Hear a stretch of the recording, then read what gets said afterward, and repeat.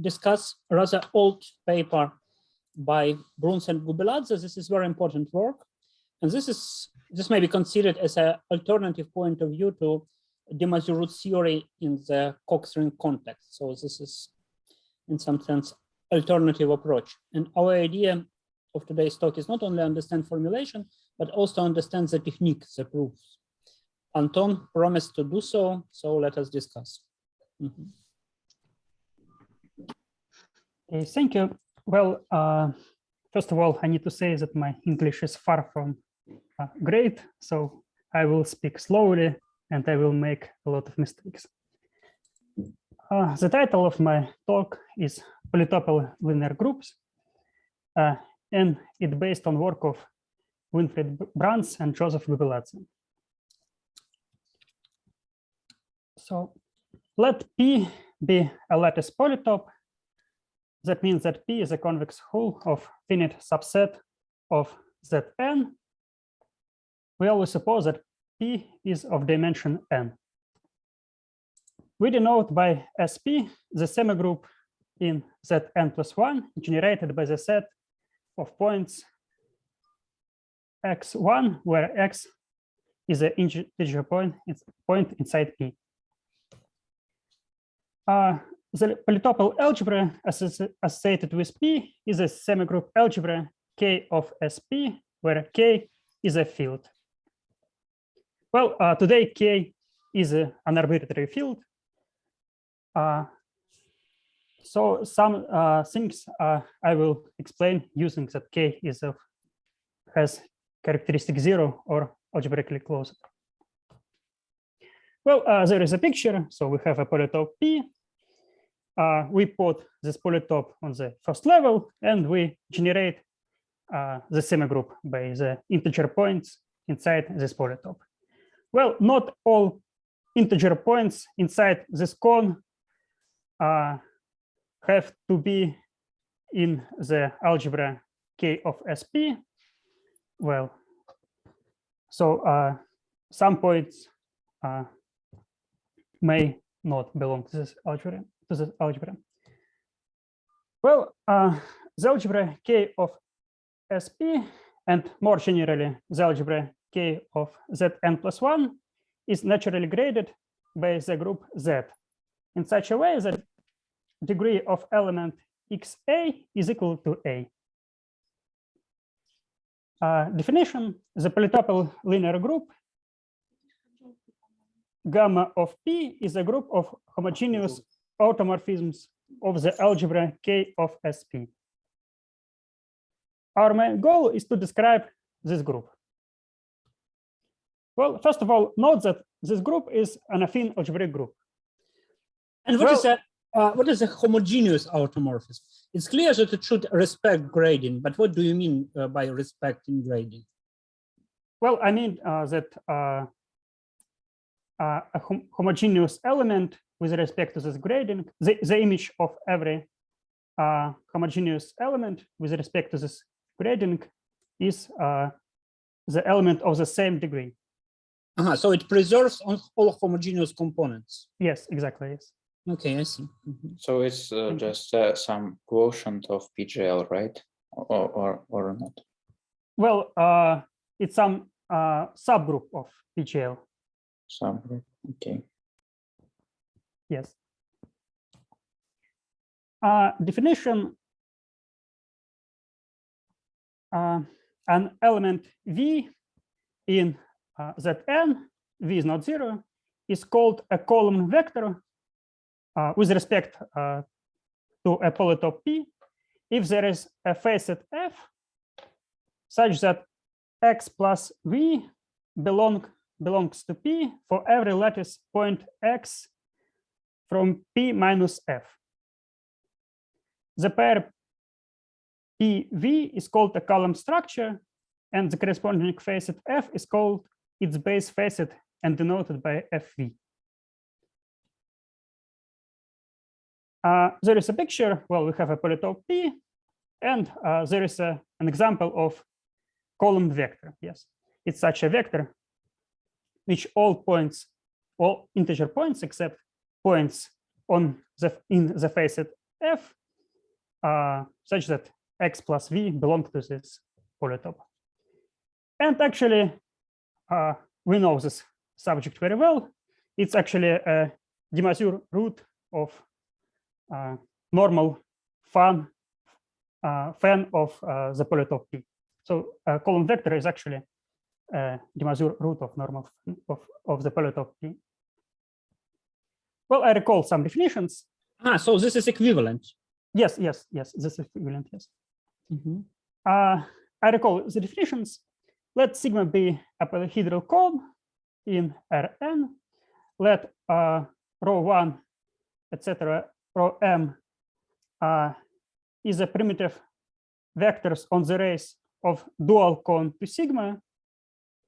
Then V is called a de Mazur root of the cone sigma if there is I such that the product of ρ and V equals -1, and the product of ρj with V is greater or equals to 0 when I is not equal j.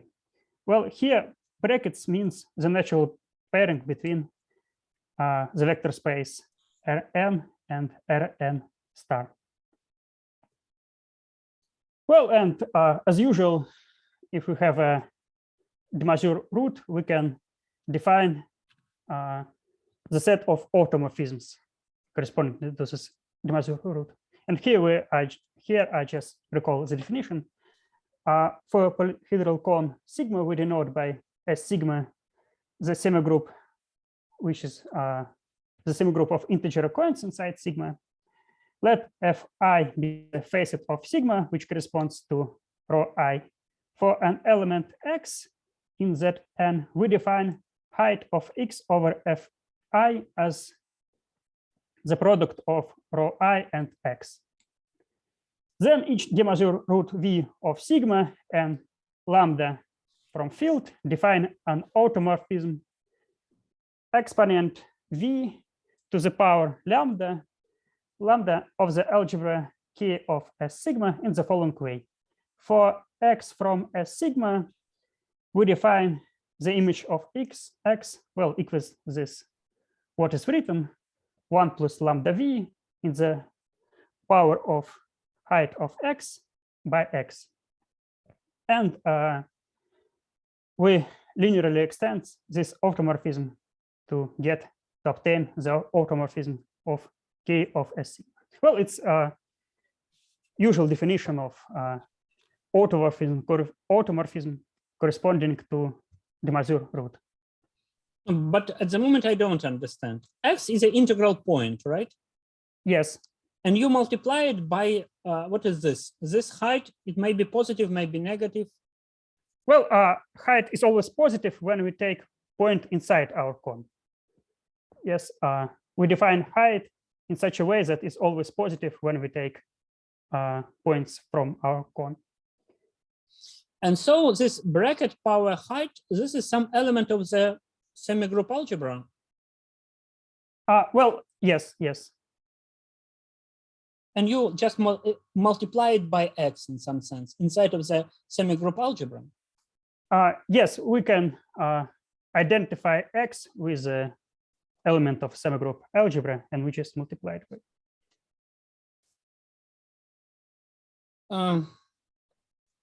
I cannot say that this is clear for me, that this is the same as a one parameter group associated with a de Mazur root, but you claim that this can be checked, right? Well, I can explain. Well, I can explain briefly. It's not. I need a second. So usually we do the following. So we define a locally nilpotent derivation.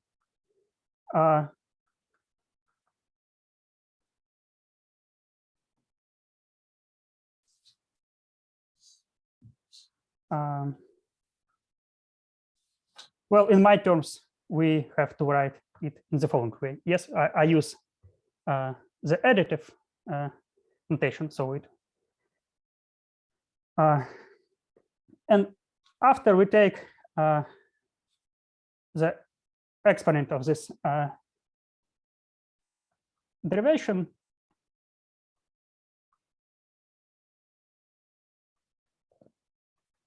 And it is the sum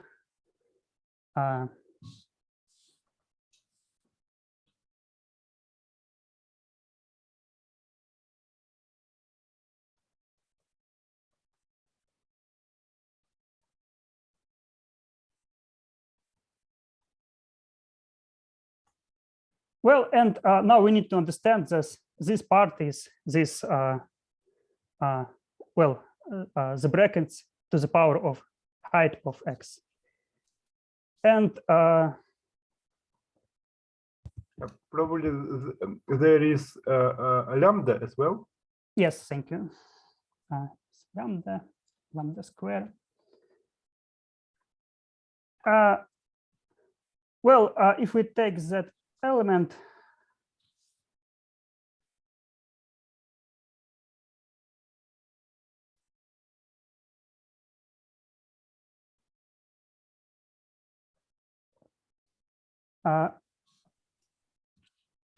that is the sum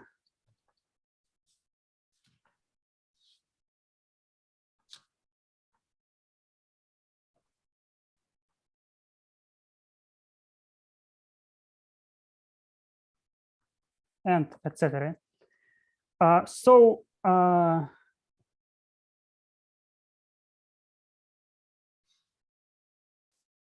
Well, it's clear that it equals to this. Well, because the height of x is well, it is this. And then when we take our nilpotent derivation second time, the height will be the height of x minus 1. So gamma square v of x, it will be this by sorry.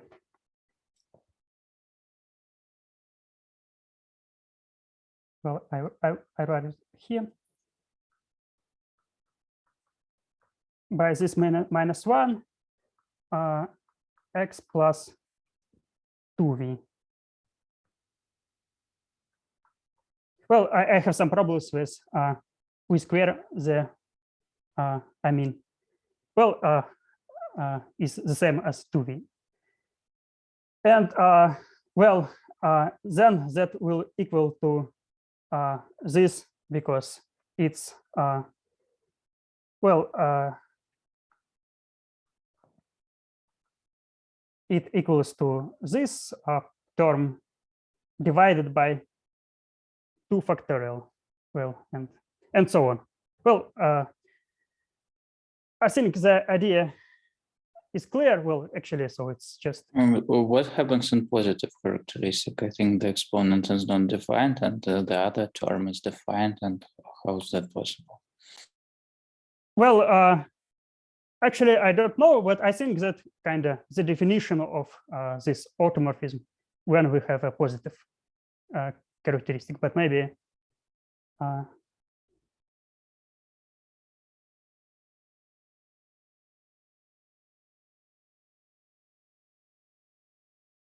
well, yeah, maybe there are other ways to prove that. Yes.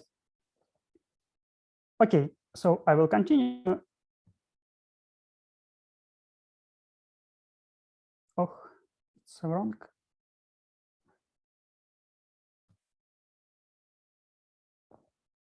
So nevertheless, you can think about this automorphism as a usual automorphism corresponding to de Mazur root.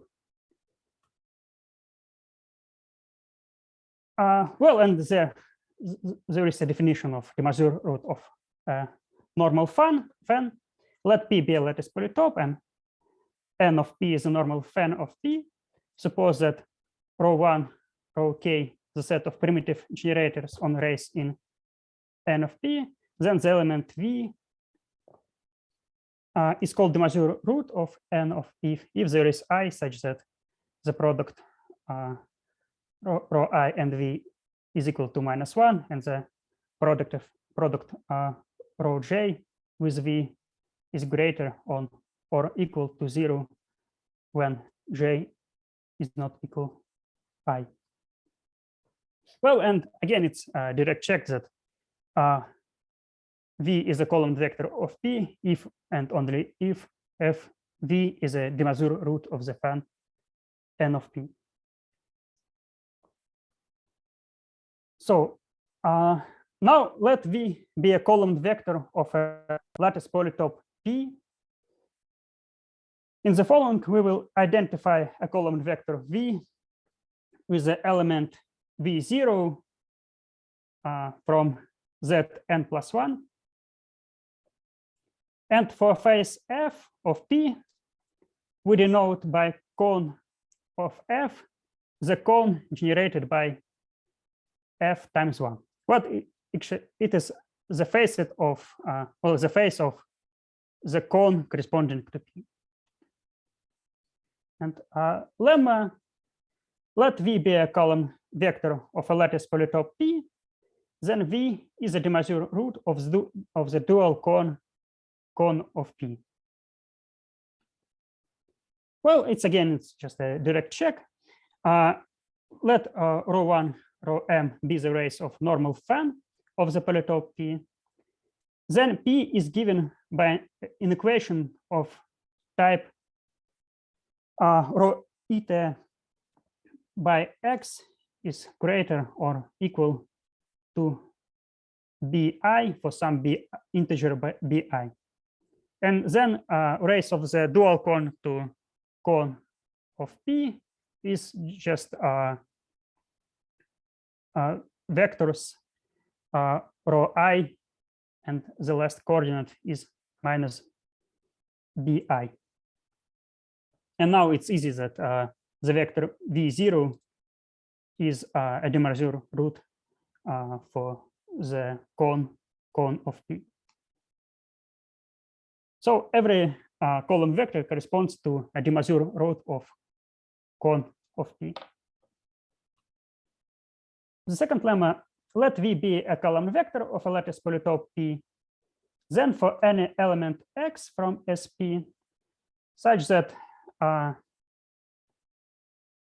x does not belong to the cone fv.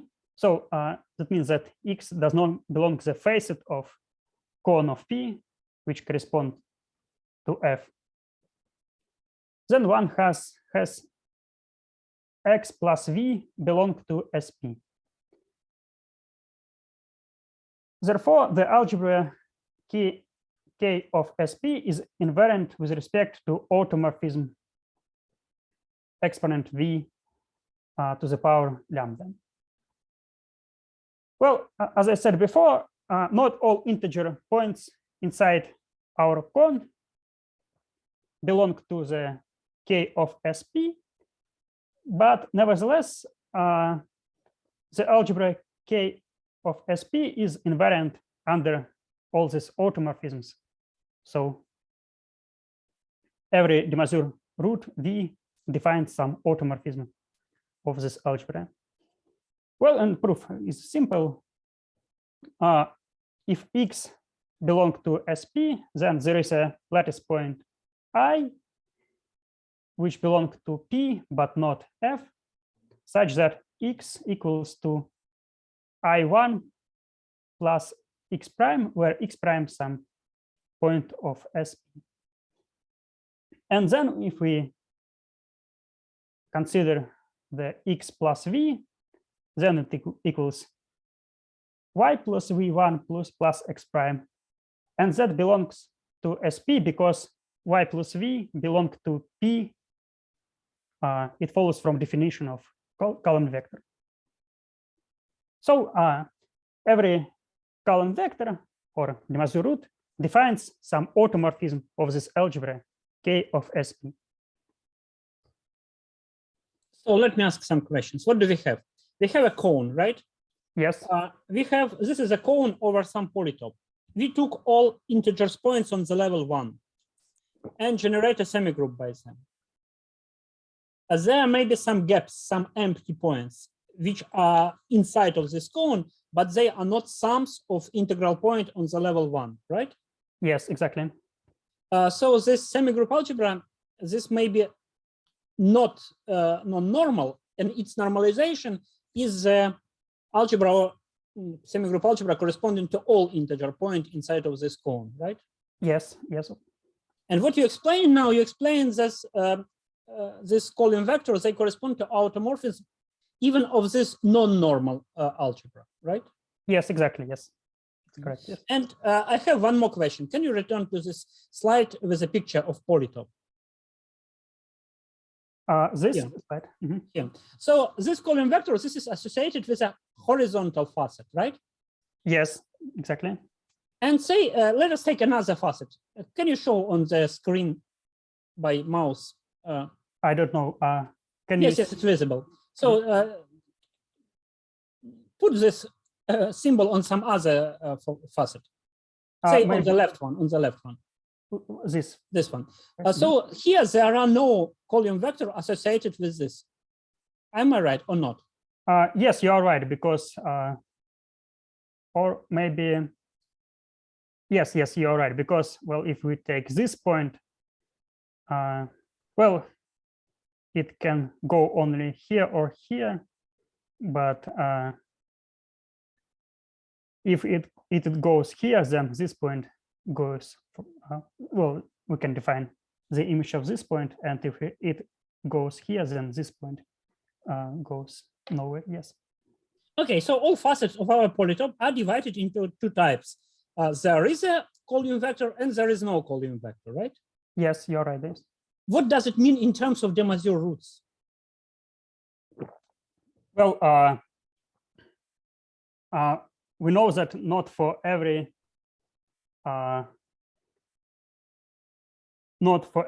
ray we have a de Mazur root corresponding to this ray.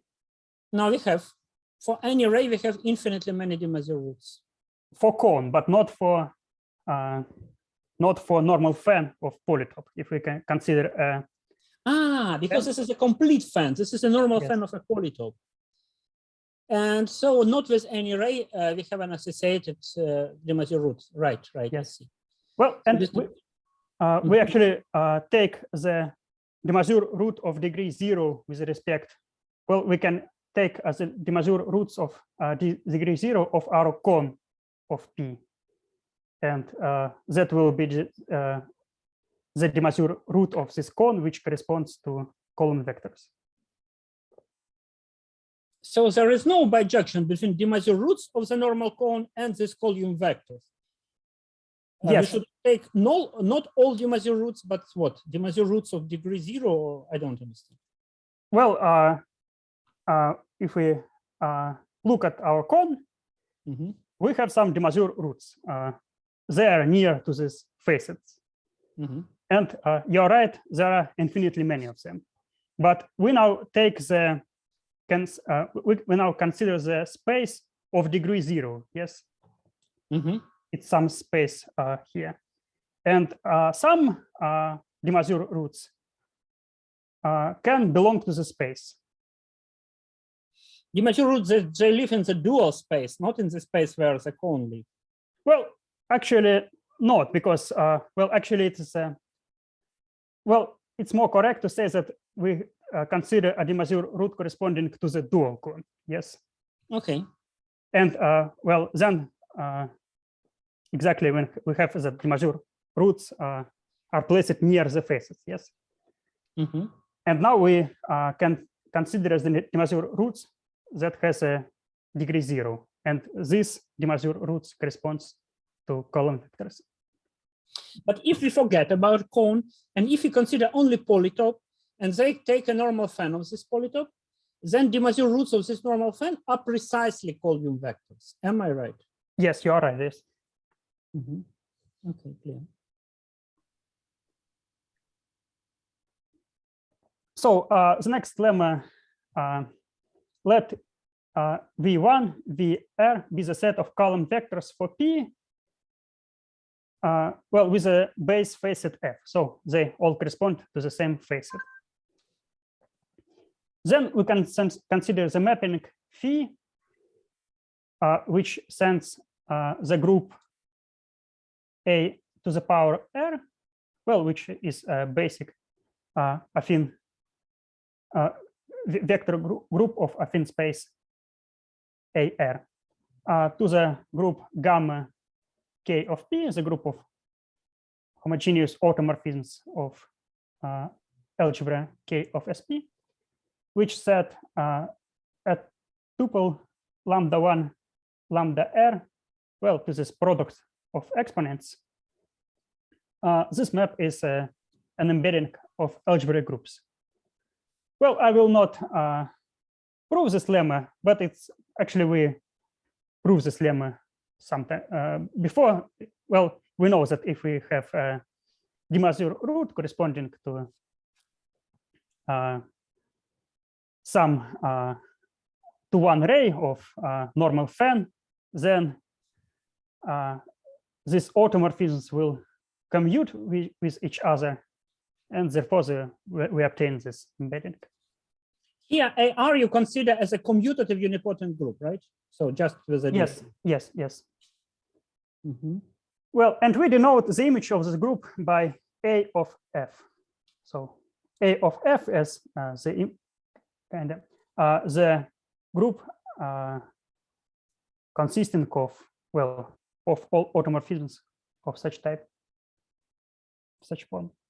Then our group gamma of P contains the following subgroups. Well, the subgroups A of F, the torus Tn+1, and well, this torus acts naturally on our algebra. Our algebra is generated by points inside Zn+1. I made a mistake here. That must be Zn+1, obviously. So our algebra generated by the points inside Zn+1, and our Tor acts on these points in a natural way. So this is a subgroup in our group gamma of P.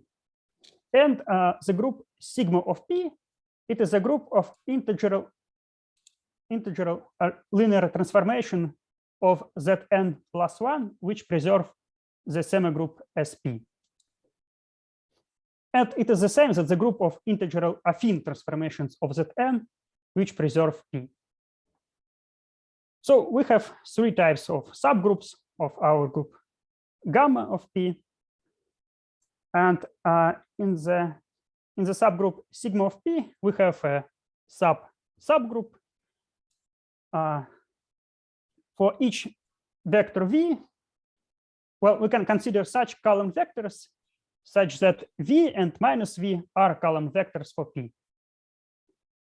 Then for every point X in, well, integer point X and P, there is in Q Y such that the height of X with respect to V equals to the height of Y with respect to minus V.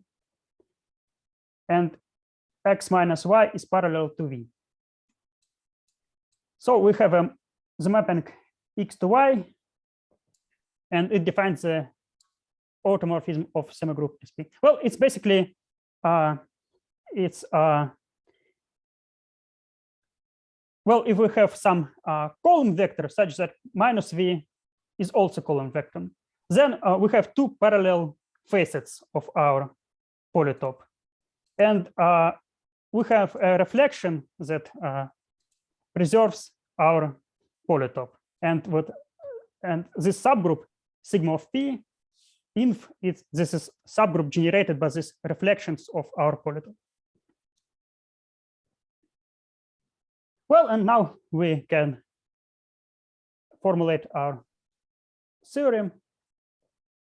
Well, every element gamma in the group gamma of P has a not uniquely determined presentation, the following presentation. Gamma equals the composition alpha 1 with alpha 2 with alpha r with T with sigma, where sigma is the element of subgroup sigma of P, T is the element of our torus, and alpha E is the element of AFE. And we numerate our facets FE such that the number of integer points inside FE is not greater than the number of integer points inside Fy plus 1. Well, this is actually a technical restriction. It's not very important here. Well, and if we have an infinite field K, then connected component of unity of our group is generated by the subgroups A of E, Fe, and subtorus Tn plus 1. The dimension of our group equals to the set of column vectors of P plus N plus 1. And the intersection of connected component of unity of our group with the subgroup sigma of P is equals to this subgroup generated by reflections of polytope P. Well, and now I give some ideas of the proof. So we are going to prove the first statement that every automorphism. So let me understand. This main theorem, this is in complete analogy with what we have for De Maistre roots, Cox rings, and so on. This is a description of the automorphism group of the corresponding, I don't know what, not of the corresponding projective toric variety. Not actually, it is, yes, it is, but it actually, well, it is a different description, because when we have a, well, in Cox case, we have a Cox ring, which is always polynomial ring, and we have some complex grading on this polynomial ring. And here are the opposite case. We now have some ring which is not necessarily polynomial ring, but grading is simple. So kind of opposite situations. And so the corresponding toric variety is approach of this graded ring. Yes, exactly, yes. And this polytopal linear group, this is a group of homogeneous automorphisms. So this is the automorphism of this approach. Something like this. And the only thing that we need to prove is that all automorphisms of X of toric variety can be obtained as but maybe not n+1 dimensional torus. There will be a one-dimensional subtorus which acts trivially. So we should take a quotient by some sub. Yes, exactly. Yes, yes. We need to have to take quotient group. Yes. And one more question. The advantage of this approach is that it works over any field, because we don't use any technique from algebraic geometry. We just do it purely combinatorially and algebraically. So field is arbitrary. Yes, but when I will try to explain the ideas, I will actually use some algebraic geometry. So I will explain in case of characteristic 0 and algebraically closed field. All right. So we are going to prove the first statement. So set SP dash, it is a semigroup of all integer points inside cone P. Then the algebra K of SP dash is a normalization of this algebra, of the algebra K of SP. And we know that any automorphism of K of SP extends to a uniquely automorphism of K of SP dash. In the same time, any homogeneous automorphism of K SP dash preserves the space generated by the elements well inside P times 1. So we consider only homogeneous automorphisms, and they have to preserve the space generated by this set. And that means that these automorphisms preserve the algebra K of SP because this algebra generated by this set. So actually, the group of homogeneous automorphisms of K of SP and K of SP dash coincide.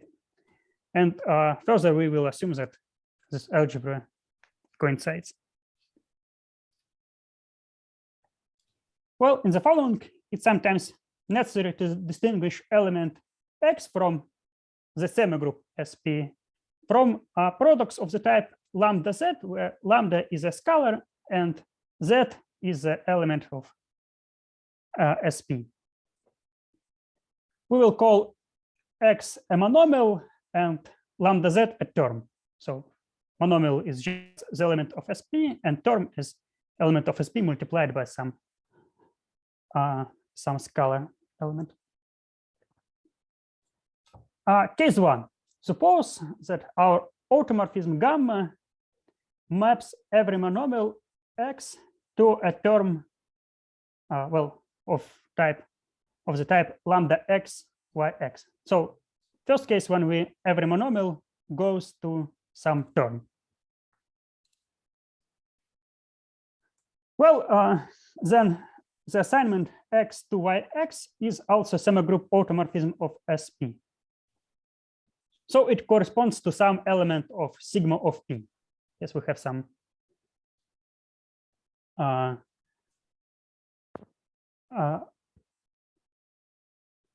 some automorphism of our lattice which preserves SP, so it's element of sigma of P.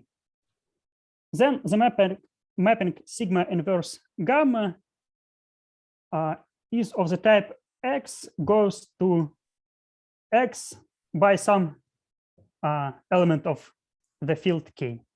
So every monomial just multiplied by some element of K.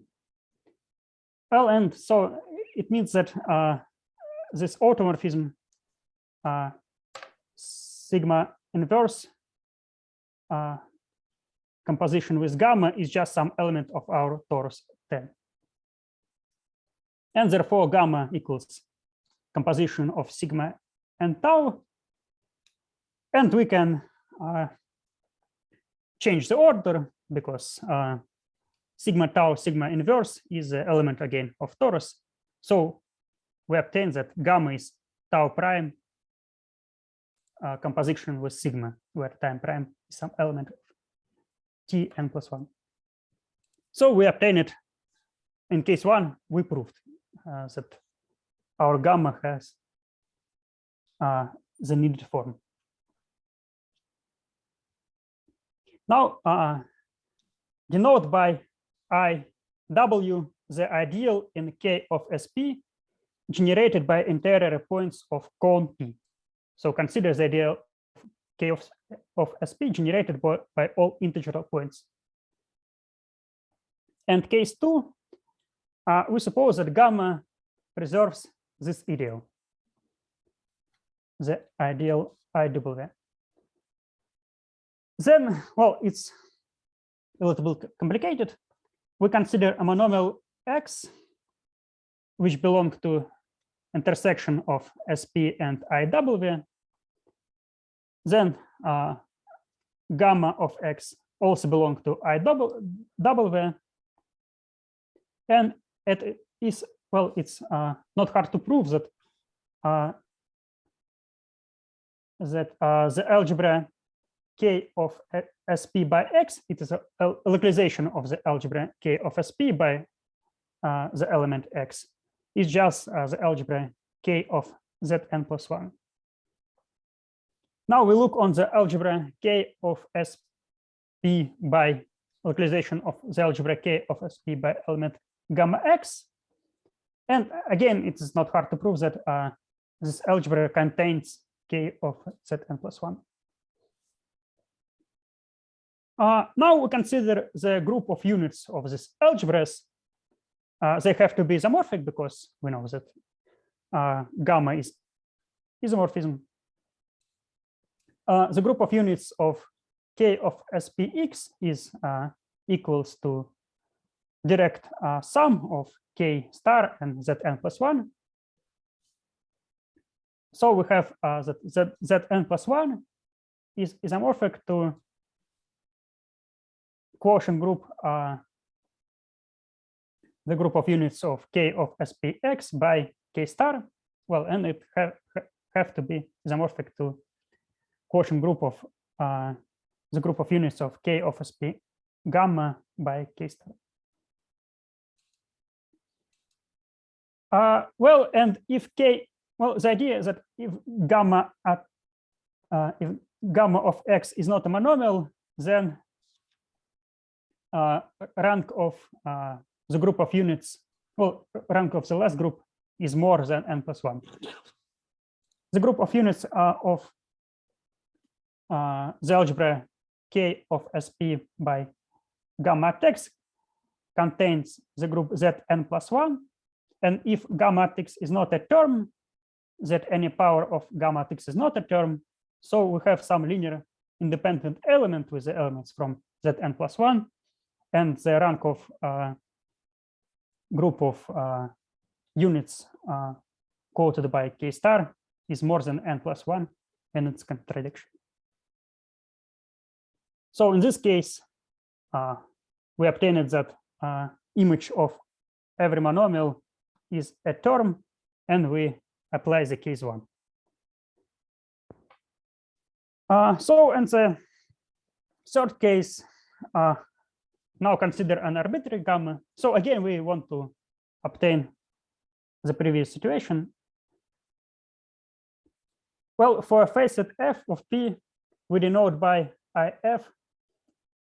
Well, actually, it's ideal. Well, for a facet, every facet f of our cone, we have a invariant ideal with respect to our torus, which corresponds to this facet. It's the ideal k of SP minus k of SP intersection with cone f. And the f the corresponding divisor. And let f1, fr be the set of all faces of p, where f1 is f. And we assume that the number of integers points inside f1 is not greater than the number of integer points inside f2, and etc.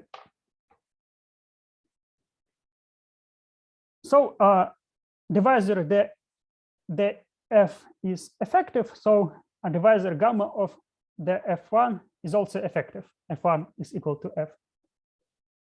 So divisor gamma df1 is equivalent to some t invariant divisor d prime, which is sum of a y dfy, where a y some non-negative integers. Then we can consider the ideal corresponding to d prime. It is an intersection of powers of ideals ify. And here we're using that the number of integer points inside f1 is not greater than number of integer points inside other facets. So it follows that actually this ideal a primes is coincides with some ideal IFE. So this image of the divisor d of 1 is equivalent actually to some divisor d of y. Well, and the crucial lemma here suppose that an effective divisor D is equivalent to the dfy.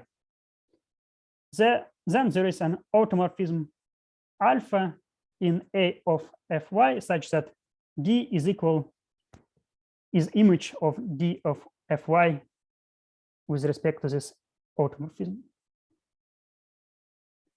And the idea of this lemma is the following. Denote by ID the divisorial ideal corresponding to D.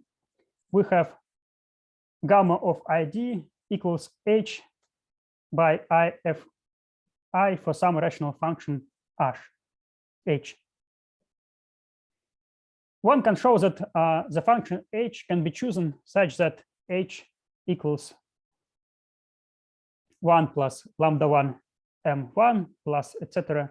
lambda s ms for some low-rank monomials m1 ms of degree 0 and lambda s in k. Then we have gamma of idf equals to this ideal, well, this product. And since this ideal, well, it's some ideal of k of sp, we have that for every mj, x plus mj belong to sp. Well, and that actually means that mg is a column vector for p with a base facet fy. Well, and then, well, it's one can check that this ideal, the product of ife with this element, is actually image of ife with respect, well, such element of the group afy. So we proved that gamma of df1 is equivalent to dfy. Then by lemma, we have some alpha 1 such that alpha 1 composition with gamma from of if1 is equal to ig1, where g1 is just fy.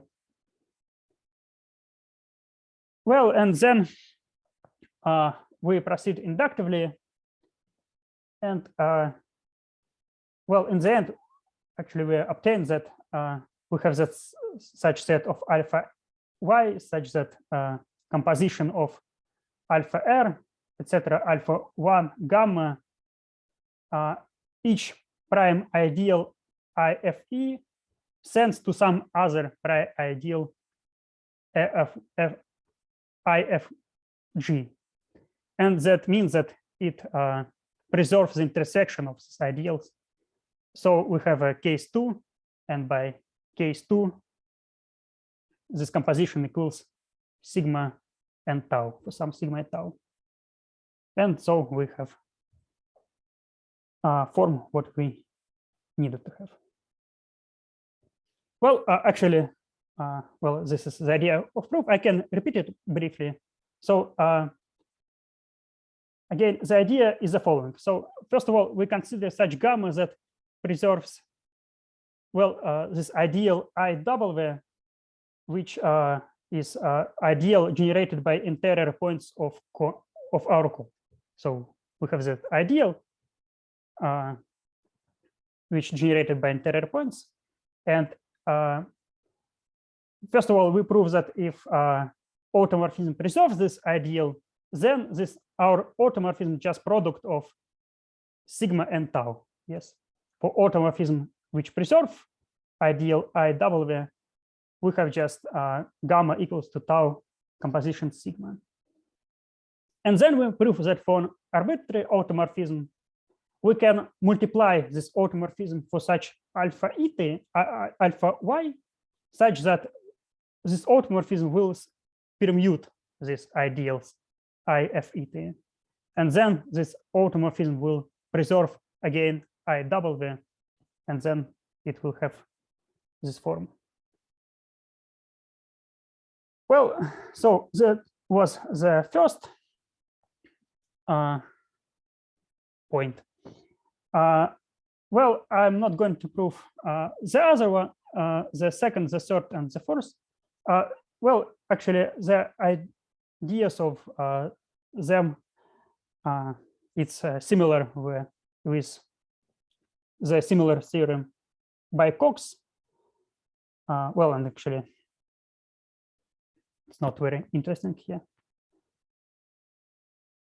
So in the end, I will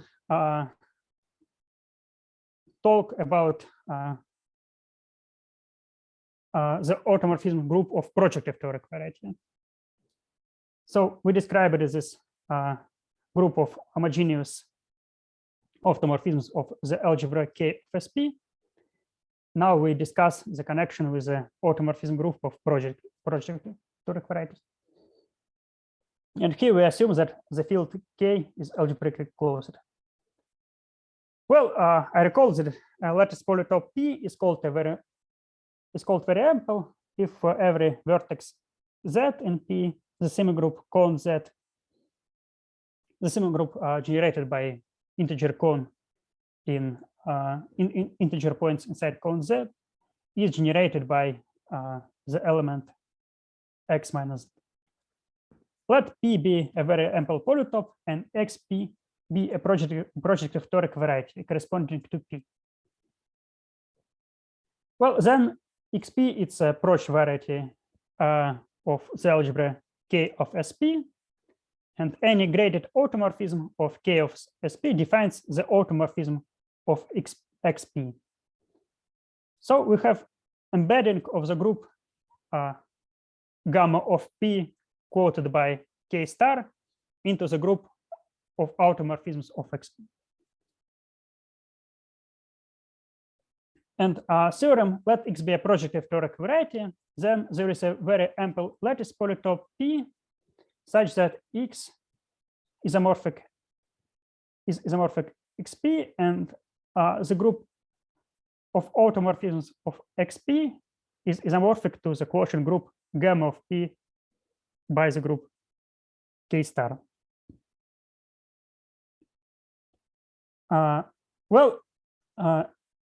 We need to prove that any automorphism of XP can be obtained as as an automorphism of this algebra K of SP.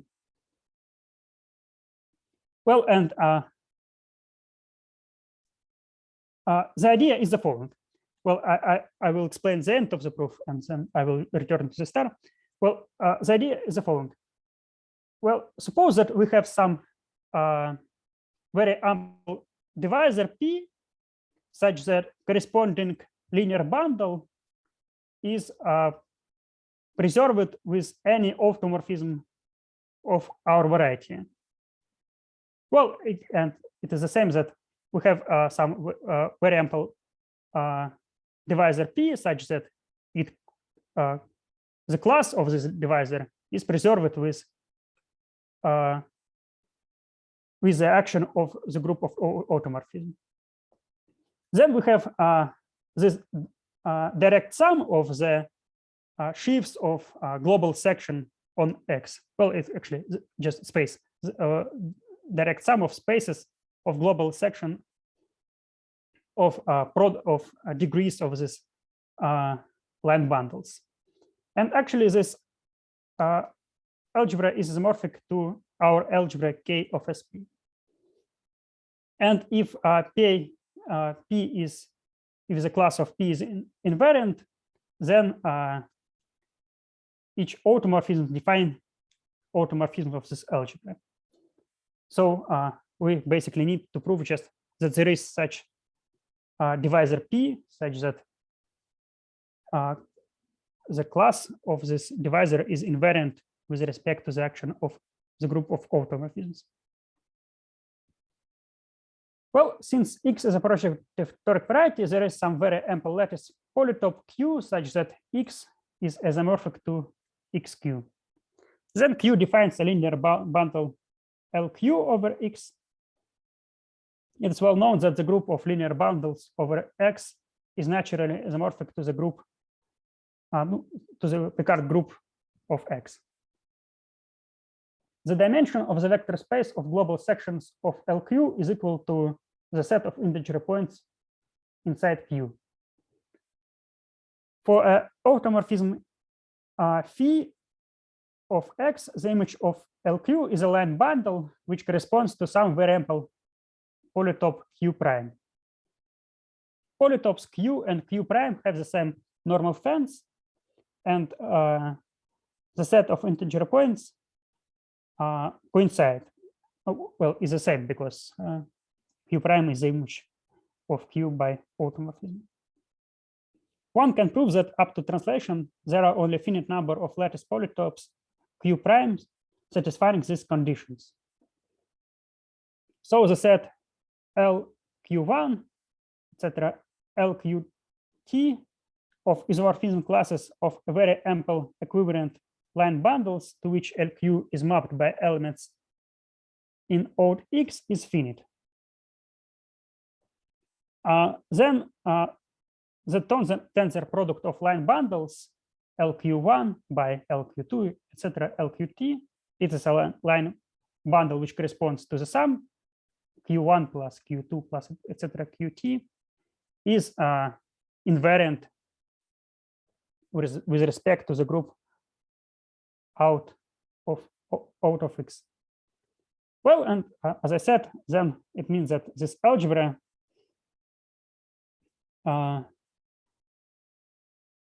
K of SP is a direct product of these subspaces, and automorphism group acts naturally on these spaces, so we obtain the automorphism of this algebra, and that is the end of the proof. Well, and finally, in the statement of the theorem, we see that the result actually, well, there is a very ample lattice polytope P such that automorphism group of XP is isomorphic to the quotient group gamma of P by K star. But actually, if we consider a connected component of unity, then it doesn't matter which very ample lattice polytope P we take. So one can prove that if two lattice polytopes P1 and P2 have the same normal fence, then the quotient groups gamma P1 0 and gamma P2 0 quoted by K star are naturally isomorphic. Well, and it actually is the end of my talk. So if anyone has some question, I can try to answer them.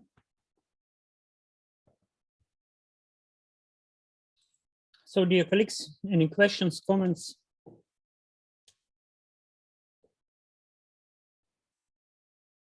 What is your own personal impression? Is there something really different from the technique of de Maizière roots in this paper?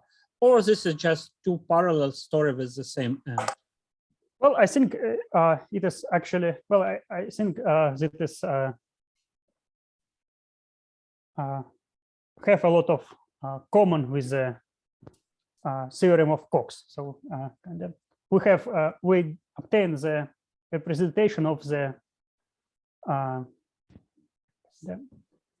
which is similar, but well, it has some interesting ideas that we actually can consider that just with this graded algebra, and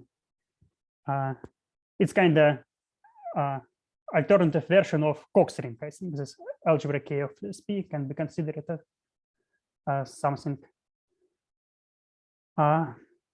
some analogy of Cox ring, and at some case it may be simple. It may be simpler than Cox ring. In some cases, it's harder than Cox ring. So kind of alternative. Okay, thank you. Any more questions, suggestions?